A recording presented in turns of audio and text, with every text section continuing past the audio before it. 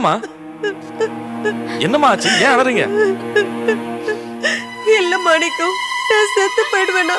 என் மூளையில ஏதோ கட்டி இருக்கா, ரிப்போர்ட்ல போட்டிருக்கா. யாருமா சொன்னது? நீங்க 100 வருஷம் இருப்பீங்கம்மா. மாப்பிள்ளதான் மாணிக்கம் சொன்னாரு. என்ன மாப்பிள்ள? ஆன்டியோட ஸ்கேன் ரிப்போர்ட்ல டியூமர்னு வந்திருக்கு.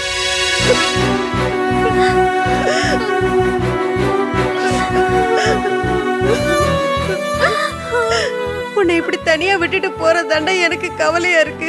மத்தபடி சாகிறத பத்தி எனக்கு எந்த பயமும் இல்ல. அம்மா தயவுசெய்து நீங்க உடஞ்சு போயிடாது. எவ்வளவு செலவானாலும் பரவாயில்ல, நான் உங்களை காப்பாத்துறேன். That's it. இத பாருங்க ஆண்டி, இந்த வீட்லயே உங்க மேல அதிக அக்கறை உள்ளவர் உங்க மூத்த பையன் தான். மாப்பிள்ள, டாக்டர் என்னதான் சொன்னாரு? டாக்டர்கிட்ட எதையும் கேட்கல, ரிப்போர்ட்டை பார்த்தேன். எனக்கே இதை பத்தி நல்லா தெரியும், அதான் வந்துட்டேன். என்ன இருந்தாலும் டாக்டர் கிட்ட சரியான விவரம் தெரிஞ்சுக்கணுங்க. நிர்மலா, இந்த மெடிக்கல் ஃபீல்ட பத்தி எனக்கு நல்லாவே தெரியும். பெங்களூர்ல என் ஃப்ரெண்ட் ஒருத்தன் டாக்டரா இருக்கான். அவனும் நானும் ரொம்ப க்ளோஸா இருப்போம். இத பத்தி நிறைய டிஸ்கஸ் பண்ணி நிறைய நாலேஜ் கேதர் பண்ணிட்டேன்.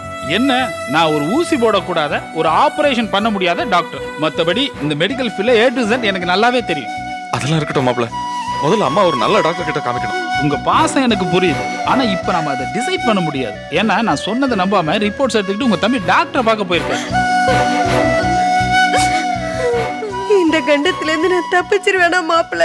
ஆன்டி, உங்களுக்கு வந்திருக்கிறது கொஞ்சம் காம்ப்ளிகேட்டடான ப்ராப்ளம் தான். ஏன்னா மூளையில கட்டிங்கிறது கொஞ்சம் டேஞ்சர் தான். எனக்கு நம்பிக்கை வர்ற மாதிரி ஏதாவது சொல்ல மாட்டீங்களா? ஆன்டி, எவ்வளவு செலவானாலும் உங்களை காப்பாத்துறதுக்கு நாங்க முழு முயற்சி பண்ணுவோம். ஆனா அதே சமயத்துல டெத்துங்கிறது, சாவுங்கிறது ஏதோ பயப்படுறதுக்கான விஷயமோ இல்ல தப்பான விஷயமோ இல்ல. It's a natural phenomena. இப்போ பிரான்ஸ்ல எடுத்துக்கிட்டீங்கன்னா ஒரு சாவு வீட்டுல அந்த மரணத்தை ஏதோ ஒரு கெட் டுகெதர் ஃபங்க்ஷன் மாதிரி அப்படியே ஒயின் சாப்பிட்டு செலிப்ரேட் பண்ணுவாங்க. ஆன்டி, இனிமே நீங்க எப்படி இருக்கணும்னா, வாழ்ந்த வரைக்கும் வாழ்ந்தாச்சு. உங்க மூத்த பையனுக்கும் கல்யாணம் ஆகி அவருக்கும் ஒரு குழந்தை பிறந்தாச்சு. உங்க பொண்ணுக்கு அவளோட ஹை கிளாஸ் ரேஞ்சில் ஒரு மாப்பிளைய பார்த்து கல்யாணம் பண்ணி வச்சாச்சு. இனிமே எது வந்தாலும் ஏத்துக்கணுங்கிற அக்செப்ட் பண்ற ஒரு மனநிலையில நீங்க வாழணும். ஓகே? கடவுளே, கடைசி காலத்துல தானே எனக்கு இப்படி எல்லாம் வரணும். இப்ப நான் என்ன சொல்றேன், நீங்க ஏன் இப்படி ஃபீல் பண்றீங்க? அண்ணே, டாக்டர் என்ன சொன்னாருன்னு? செல்வம், எனக்கு என்ன வியாதிப்பா? டேய், என்னடா சொன்னாரு டாக்டர்? சொல்றா. ஏப்பா, டாக்டர் போய் பார்த்தல, என்ன சொன்னாரு? சொரக்காய்க்கு உப்பு இல்லைன்னு சொன்னாரு. என்ன இப்படி ஃபன்னியா பேசிட்டு? Be serious. டேய், நாங்க எல்லாரும் அம்மாக்கு என்னமோ ஏதோன்னு தவிச்சு போயிட்டு இருக்கோம். நீ மாப்பிள்ளை கிட்ட வம்பிழுக்கிறியா? என்னாச்சு சொல்றா.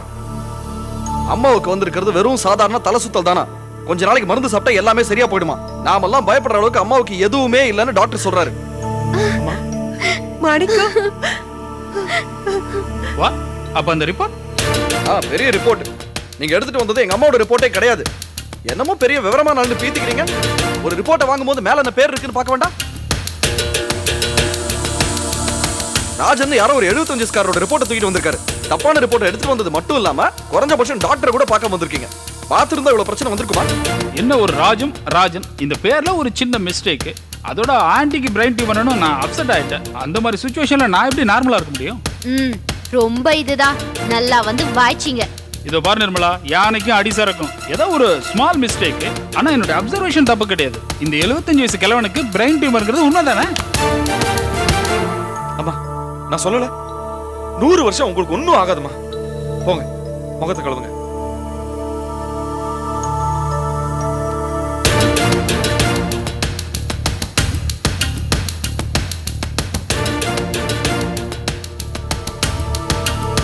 இதோ பாரு நிர்மலா, உங்க அண்ணன் உங்க அம்மாவை வாழ்த்திட்டு போறாரு. 100 வருஷத்துக்கு வாழணுமா? இப்பவே டார்ச்சர் தாங்க முடியல, இன்னும் 100 வருஷத்துக்கு தாங்க முடியுமா?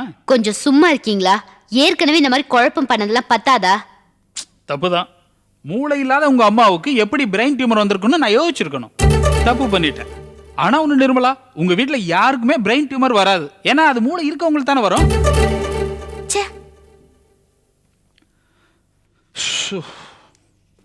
என்னடா இப்படி ஒரு குழப்பம் குழப்பிட்டாரு? யாராவது ஏதாவது சொன்னா கேட்கறாரா? அவரே எல்லாம் முடிவெல்லாம் எடுத்துக்கிறாரு.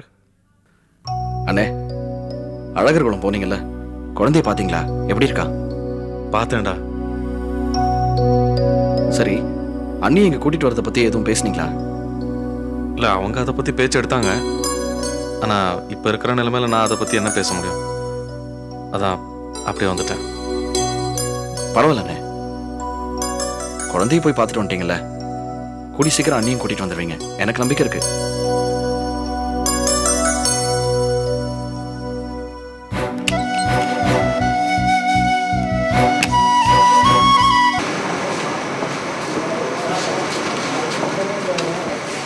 கோபி, வாங்கண்ணே. என்னடா இன்னும் ஆளக்கானவேன்னு பாத்துட்டு ரொம்ப நாள் கழிச்சு வேலைக்கு வரேன்ல, அதான் கோயில போய் சாமி கும்பிட்டு வரேன். கையோட உங்க மேனேஜர் போய் பார்த்தலாம். இப்பதான் ஒரு ரூம்ல இருந்து வெளில வந்தேன். அப்படியா?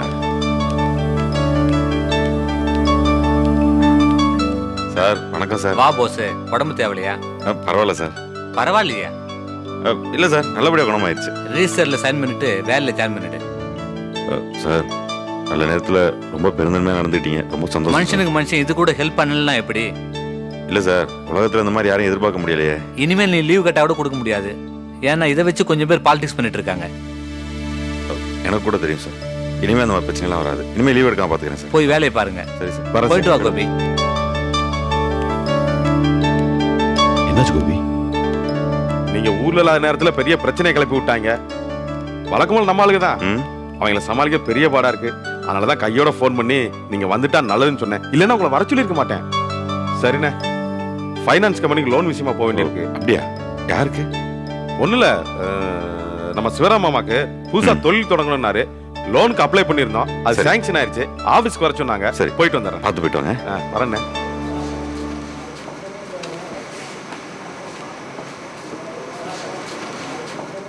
வணக்கம் சார்.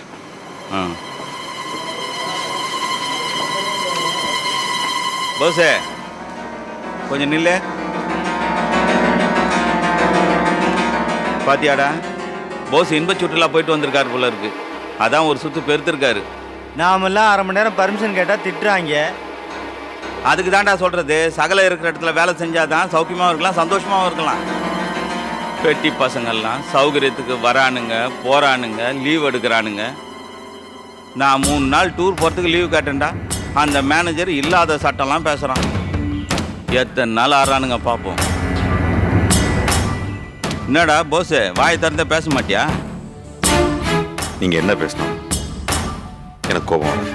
ஓஹோ, திறக்க வைக்கிறேன்டா.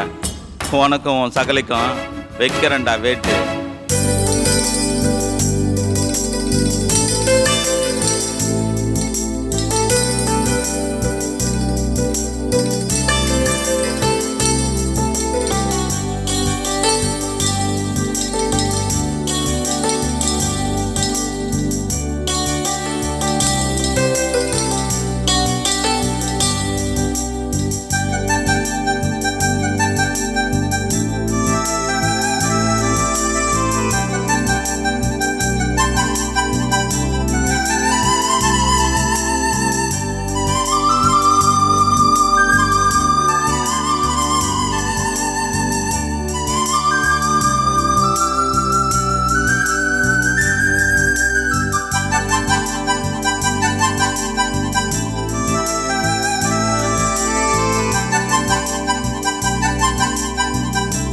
இந்தாப்பா,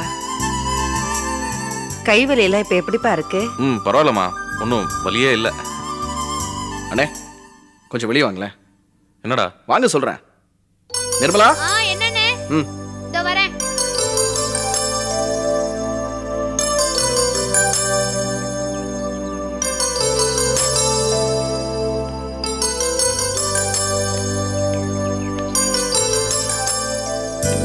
யாருடா இது? நான் உங்களுக்காக வாங்கியிருக்கிற புது பைக். இனிமேல் நீங்க இதுல தான் கடைக்கு போகணும். ஏன்டா இப்போ இவ்வளவு செலவு பண்ணி இதெல்லாம் வாங்கின? இல்லண்ணே, செலவு பத்தி யோசிக்காதீங்க. சைக்கிள் ஓட்டு போறோம். இனிமேல் நீங்க பைக்ல தான் போகணும். இல்லடா, எதுக்கு புதுசு? அப்படியே வாங்கியிருந்தாலும் செகண்ட் ஹேண்ட் வாங்கிருக்கலாமே. ஏங்க, ஒரு அழகான பைக்கை வாங்கிட்டு வந்து உங்க முன்னாடி நிப்பாட்டி இருக்காரு. அதை விட்டுட்டு போய் செகண்ட் ஹேண்ட் வேணுங்கிறீங்க. உங்களுக்கு செகண்ட் ஹேண்டுக்கு அப்படி என்ன ஒரு ராசி? இல்ல எதுக்கு வீண் செலவுன்னு கேட்டேன். மாப்பிள, எப்படி இருக்கு பைக்கு? ரொம்ப நல்லா இருக்கு. இதுக்கு முன்னாடி நீங்க வச்சிருந்தீங்களா சைக்கிள், அதுல பெல்ல தவிர மத்ததெல்லாம் சத்தத்தை கலப்போம். அதுக்கு இது பெட்டரா இருக்கு. செல்வம், உன் கையால எனக்கு பைக் வரணும்னு இருக்கு. ரொம்ப சந்தோஷமா இருக்குடா. No problem. அதை இப்படி கொடுங்க. இதை பிடிங்க. ஜாலியா ஒரு ரவுண்டு போயிட்டு வாங்க.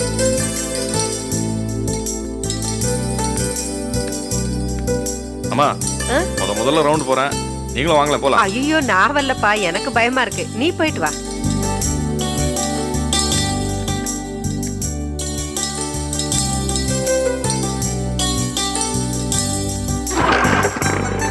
எல்லாம் மேல தானே? ஆமா.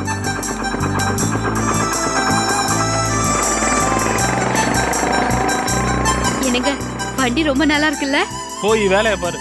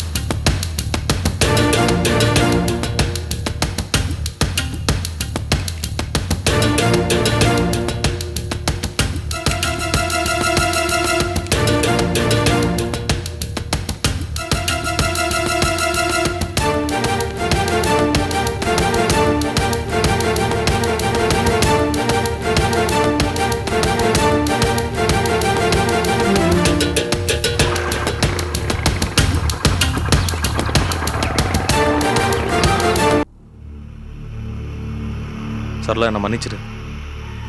எதுக்கு? அன்னைக்கு கோச்சிட்டு போயிட்டான்ல.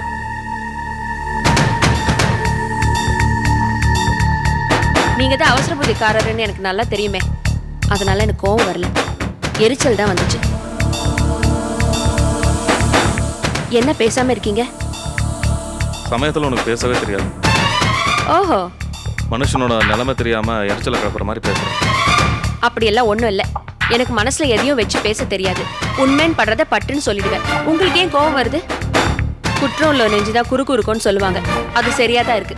இப்போ எதுக்கு இந்த பேச்செல்லாம்? விட்டுரு. ஏன் நான் விடணும்? தேவையில்லாம என்னை பத்தி குறை சொல்லுவீங்க, நான் சும்மா இருக்கணுமா? எங்க அம்மாவை பத்தி நீ அந்த மாதிரி எல்லாம் பேசாத. உங்க அம்மா உங்களுக்கு வேணா ஒசத்தியா இருக்கலாம், ஆனா எனக்கு அந்த மாதிரி எல்லாம் ஒண்ணும் இல்ல. சரளா, எங்க அம்மாவை பத்தி நீ பேசணும்னு என்ன அவசியம் இருக்கு? நீங்க 2 பேரும் என்ன மாமியார் மருமகளா? போட்டிங்களே ஒரு போடு. நானும் அதே தான் சொல்றேன். உங்க அம்மா எனக்கு ஒன்றும் மாமியார் இல்ல. அதனால சரோ மாதிரி அவங்கள சகிச்சுக்கணுங்கிற அவசியம் எனக்கு இல்ல. உங்க அம்மா என்ன நடத்தின விதத்துக்கு எனக்கு கோவம் வராதா? என்ன செருப்பு மாதிரில நினைச்சு தேவை முடிஞ்சதும் வெளியில தூக்கி போட்டாங்க. உங்க அம்மா ஒரு சுயநல பிடிச்ச பொம்பளை.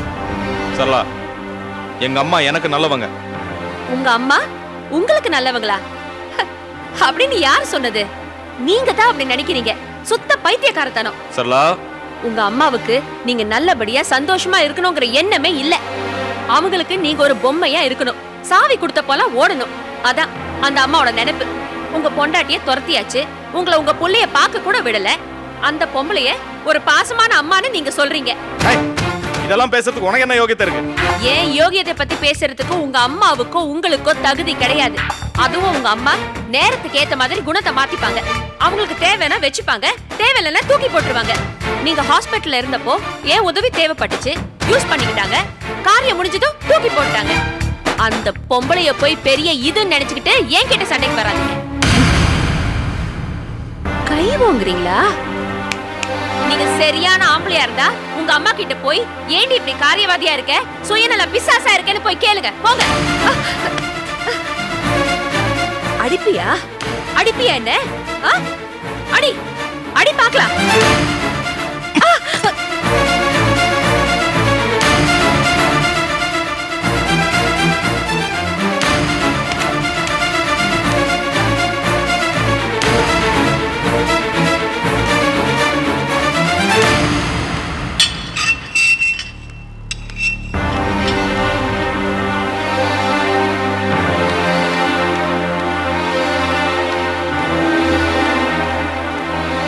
சார், இங்க ஒரு பைக் நின்னுட்டு இருந்தது பாத்தீங்களா?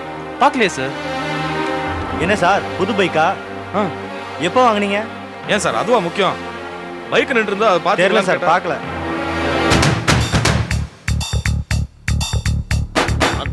ரொம்ப ஜாஸ்தி ஆயிடுச்சு சார். இங்க ஒரு பைக் நின்று இருந்து சாரி சார், பார்க்கல சார், இப்பதான் வந்தோம் சார்.